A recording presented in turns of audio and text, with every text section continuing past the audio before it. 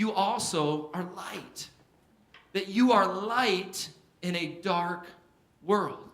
He said in the next two verses, verses 14 and 15, these words. He said, church, you are the light of the world. If he was standing here at the Place Church in Wickenburg, Arizona, he would look at you and say, you are the light of the world. He would say, a town built on a hill cannot be hidden. Neither do people light a lamp and put it under a bowl. Instead, they put it on its stand. And it gives light to everyone in the house. You are the light of the world. Now listen, if you're here today and you're a follower of Jesus, I want you to know that that's true about you. You are the light of the world. And so you can imagine a world like darkness, where darkness is. Light is really super important.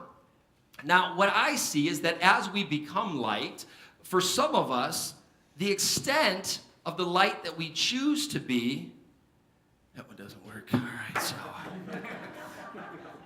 that's for somebody that's here right now. I don't know who you are, but we didn't plan that. All right, so the light that you choose to shine is a little reflective of this tea light here. So what does this look like? Like, I'm a follower of Jesus. I follow Jesus, and I go around my life, but you know what? I don't really want to, like, intrude in anyone's life. I don't want anyone to feel uncomfortable. So every now and then, if someone, like, opens up the door a little bit, maybe I'll tell them, like, I'll pray for you. And then I run. You know what I mean? Like, I'm gone, right? I'm going to shine just a little tiny bit, right? But I'm not really going to make an effort. I'm not really going to reach out. I'm not really going to look for opportunities to talk about Christ.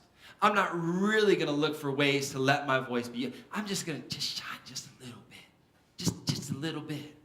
Now see, the problem with that is that you're the light of the world. So God has placed his light inside of you. And he did not place his light inside of you to be this little tea light right here. See, God, he wants a little bit more. In fact, let them see a little. Bring these lights down a little bit. I want you to, this is the light, right, for a lot of people. This is how they live their life. Can you guys see that all right? If I held a book up, could you read it?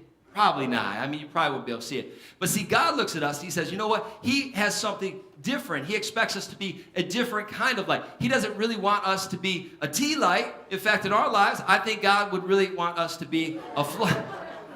Ho! Wake up, front row. Yeah. You're like, that's why I never sit in this front row. Jesus. Well, because I care so much about you, let me turn that off. But here's what I want you guys to see. That light affected you. This light didn't affect you at all. You are the light of the world. In your workplace, in your family, wherever you find yourself, you are called to be a floodlight. You are called to affect people. When you walk through the door, things are different. When you step through that threshold, things change because you are shining bright for Jesus. I love what the Bible says. Don't hide it under a bush. Let it shine bright for the world to see. You see, in our lives, we have to make a decision.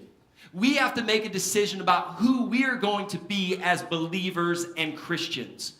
See, my wish for many of us is that we would throw away the nightlight and that we would pull out the floodlights because we want to shine bright for Jesus.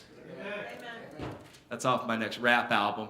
If you guys coming out this summer, word, jailbird. All right, no.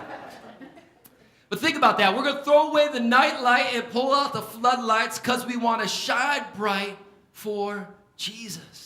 See, that's how we're called to live. That's why God resurrects dead bones. That's why he brings us back to life so that we can shine bright in a dark and broken world. That's why you're here. You're here so that you can get strong, so that tomorrow you can shine bright. Later this evening you can shine bright. Wednesday you can shine bright. Saturday night, I'm going to say that again. Saturday night, you can shine bright for Jesus.